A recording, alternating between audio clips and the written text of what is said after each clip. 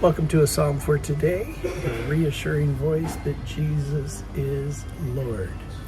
We are considering today the fact that we are created for kindness. We are created by the kind God. We were kindly created by the kind God. We were kindly created in the image of the kind God. Therefore, the human person is created to be kind.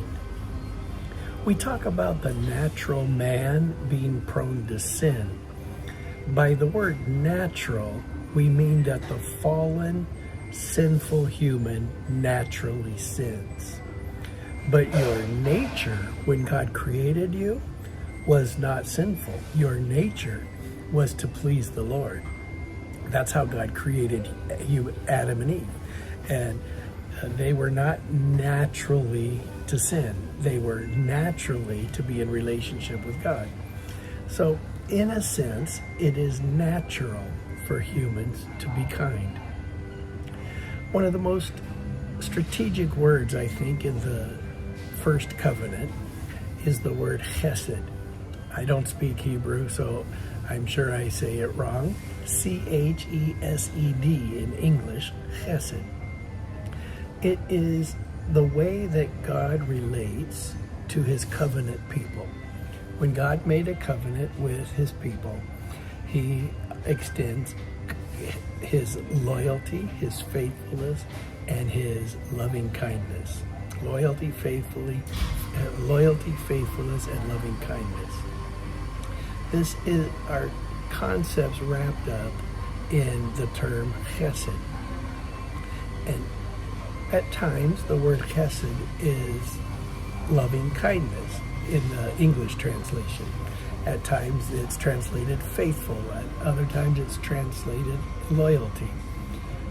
But remember, we are following Psalm 37, 5, and 6, which says, commit your way to the Lord. So you commit your way to him, you trust in him, he's going to do something. He will make your righteousness shine like the dawn, the justice of your cause like the noonday sun. There is in God this work in our lives that when we commit our way to him and we trust in him, he promises he will make our righteousness shine like the noonday sun. This is important to us because Jesus said, let your light so shine before men that they may see your good deeds and glorify your Father in heaven. How do we do good deeds and allow people to glorify our Father in heaven?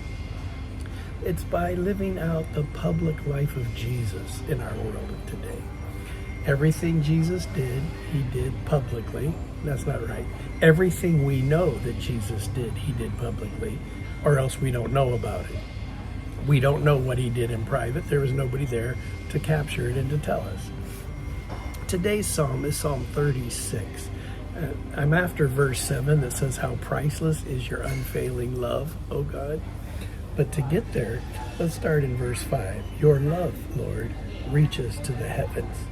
Remember, loyalty, faithfulness, loving kindness. Your love, Lord, reaches to the heavens. Your faithfulness reaches to the skies. Your righteousness is like the highest mountains. Your justice is like the great deep. You, O Lord, preserve both people and animals. That's a great lesson right there. Verse 7. How priceless is your unfailing love, O God. People take refuge in the shadow of your wings. They feast on the abundance of your house. You give them drink from your river of delights. Wow. How long has it been since you've had a drink from the river of God's delights? Verse 9. For with you is the fountain of life. In your light we see light. Today, we'll just dial in on verse 7. How priceless is your unfailing love, O God. How priceless is your kindness. When you look at values of human beings, these three things are valued in our lives: loyalty, faithfulness, and loving kindness. In fact, many of the relational sins are the opposite of these. Disloyalty comes in a million forms. To be disloyal to God, disloyal to your church, disloyal to friends, disloyal to your job. Comes in a thousand varieties. Or lack of faithfulness is a common sin. It comes in thousands of different ways. And lacking loving kindness is a sin. So the opposite of these things that we value are sinful. But the point today is that we were created for kindness. We were created to be loyal. We were created to be faithful. We were created to have loving kindness. And one of my favorite sentences for me is, it costs so little to mean so much. It doesn't take a lot of money. It doesn't take a lot of time to smile. It doesn't take a lot of resources to say a kind word. It doesn't take much to notice that somebody seems down and give them a hug or whatever's culturally appropriate where you are. It's so basic. It's entry level to come before humans and come before God and say, God, I want to practice your loving kindness. I want to be the kind of person that is loyal, the kind of person that's faithful, the kind of person that practices loving kindness. Now, one aspect of kindness is being able to recognize kindness in others. Yesterday we gave 3 progressive steps in kindness. There's some others. And one kind of beginning level kindness is the ability to recognize acts of kindness. That you can say, wow, that was really kind of you. Or, I see what you were doing there. You were being gentle. You were being courteous. You were being kind. You showed empathy. You showed compassion. Tomorrow, I hope to talk to you about compassion as kindness.